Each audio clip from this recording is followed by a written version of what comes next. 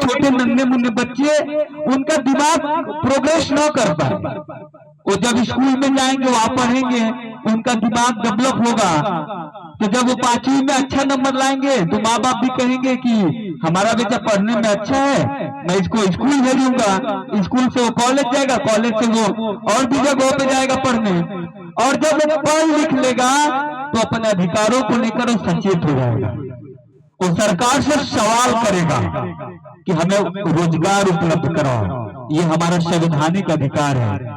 अगर हमारा घर मड़ई का है, छप्पर का, तो ये सरकार और सरकार में बैठे जो नेता है उनका दायित्व बनता है कि वो पक्का मकान उपलब्ध कराएं।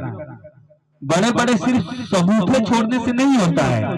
प्रधानमंत्री आवास बन गए और भी तमाम आवास, लोहिया आवास और भी आवास बन गए। आप लोग तो सुनते ही हैं, प्रधान जी भी सबूता छोड़ते हैं।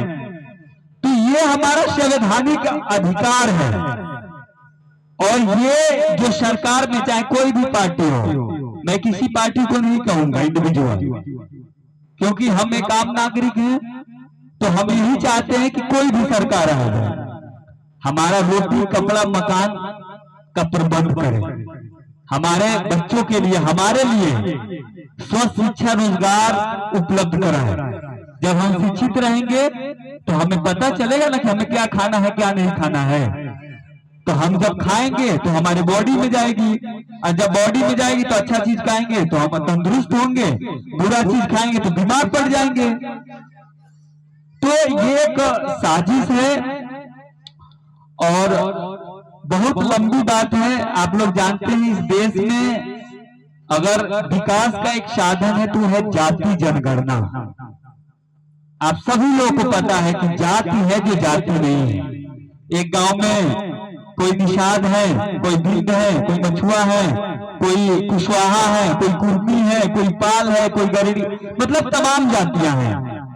जातियां 3347 जातियां सिर्फ ओबीसी की हैं। 6000 से ऊपर जातियां शेड्यूल कास्ट की हैं। शेड्यूल ट्राइब जो आदिवासी समाज है उसकी भी तमाम जातियां हैं। और जातियों में क्यों बांटा गया? जातियों में इसलिए बांटा गया क्योंकि लोगों को पता था कि आज वर्ण व्यवस्था से तो हम लाभ ले रहे हैं, ब्राह्मण क्षत्रिय वैश्य शूद्र से तो हम लाभ ले रहे हैं, लेकिन आने वाला कल में लोकतंत्र की व्यवस्था लागू होगी, और लोकतंत्र की व्यवस्था लागू होगी तो ये वर्ण व्यवस्था में रहेंगे तो ज्यादा हो जाएगी। आज ओबीसी की जातियां जो है वो 65% है, लेकिन उनको जातियों में इतना बांट दिया गया कि कोई 2%, कोई 1%, कोई 3%, कोई आधा %। तो एक साजिश है, बहुत लंबी साजिश है, आज की साजिश नहीं है। जैसे जाति स्कूल बंद करके एक लंबी साजिश की जा रही है, वैसे जाति बनाकर साजिश की गई। मैं आप लोग को बता दूं कि एक आरएसएस शाखा है इस देश में, राष्ट्रीय स्वयं सेवक संघ। उसके जो मुखिया है मोहन भागवत जी, जब member of parliament Rahul Gandhi नेता प्रतिपक्ष हैं, चाहे तमाम जो और भी सांसद है, जब संसद भवन में आवाज उठती है कि जाति जनगणना कराओ और ये तय करो कि जिसकी जितनी संख्या भारी उसकी उतनी हिस्सेदारी। भाई हम 50-100 रोटी है और 100 रोटी में कोई किसी के परिवार में 2 लोग हैं तो उनको 2 ही रोटी मिलना चाहिए ना, और हमारे परिवार में 60 लोग तो हमको 60 रोटी चाहिए। लेकिन यहाँ उल्टा है, जिसके परिवार में 2 लोग हैं उनको 60 रोटी मिलता है, और जिसके परिवार में 60 लोग हैं उसको 2 रोटी मिलता है। तो वहां पे मोहन भागवत जी कहते हैं कि जाति जनगणना से जातिवाद फैलेगा। क्या आज जातिवाद नहीं है? जाति जनगणना कराने से ही जातिवाद फैलेगा। जाति जनगणना जिस दिन हो जाएगी उस दिन इस देश में आरक्षण लागू होगा सही तरीके से, और जब आरक्षण लागू होगा तो हमारे और आपके बीच में जो बच्चे हैं, जो यूथ साथी हैं, वो डॉक्टर, इंजीनियर, साइंटिस्ट, क्लर्क, तमाम नौकरियों में जाएंगे। आरक्षण एक बहुत बड़ी हमारे विकास का एक कुंजी है। आरक्षण नहीं होता तो शेड्यूल कास्ट शेड्यूल टाइप के लोग आज मेंबर ऑफ पार्लियामेंट नहीं बन पाते, आज सुप्रीम कोर्ट के वकील नहीं बन पाते, सुप्रीम कोर्ट के जज नहीं बन पाते। आप chief justice of India VR. Gavai साहब है जो शेड्यूल कास्ट से आते हैं, ये नहीं संभव हो पाता।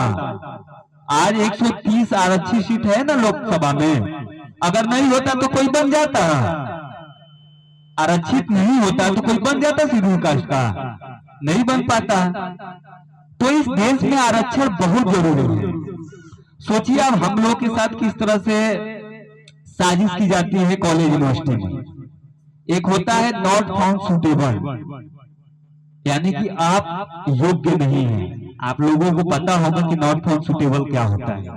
जब आप किसी कॉलेज यूनिवर्सिटी में प्रोफेसर बनने के लिए अप्लाई करेंगे तो वहां पे वाइवा लेने वाले लोग हैं, चाहे आपके जो गणना करने वाले लोग हैं, वहां पे बैठे रहते हैं और पीछे के दरवाजे से आपकी फाइल को बाहर भिजवा देते हैं।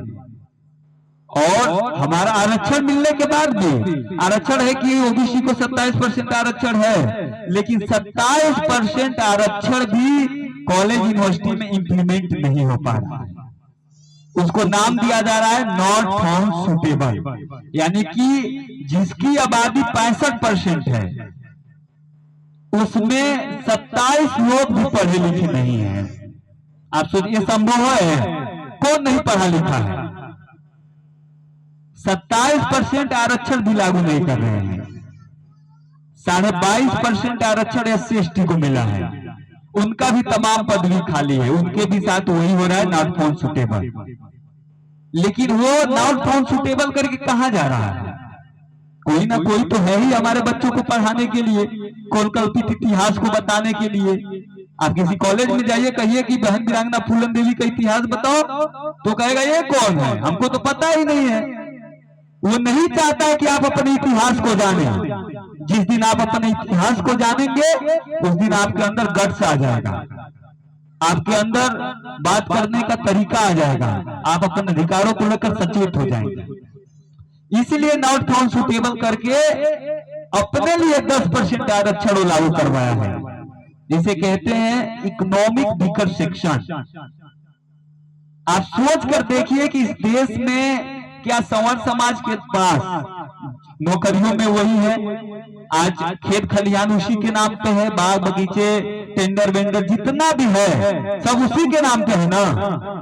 लेकिन उसको आरक्षण मिला है इकोनॉमिक वीकर सेक्शन से, यानी कि ये आर्थिक रूप से कमजोर है और उस समाज के लोग नॉट फाउंड सुटेबल का मजा लेते हैं। वो उसमें का प्रोफेसर डॉक्टर इंजीनियर बनता है।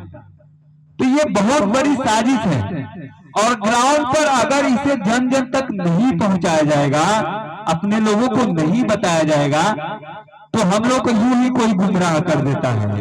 हजारों हजारों साल से तो हमें जानते ही हैं आप, संवैधानिक अधिकार है, धर्म की किसी के मतलब विरुद्ध हम नहीं बोल सकते, लेकिन अपना इतिहास नहीं बना सकता।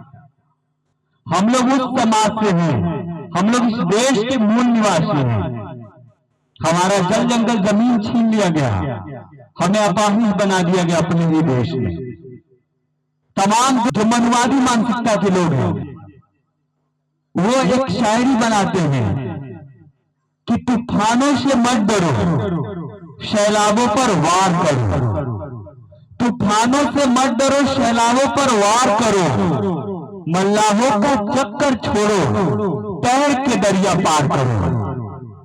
तो ये हमारी लोकतंत्र की एक खूबसूरती है जो बाबा साहब अम्बेडकर हमको बता कर गए हैं कि हमारा वोट ही हमारा सबसे बड़ा ताकत है।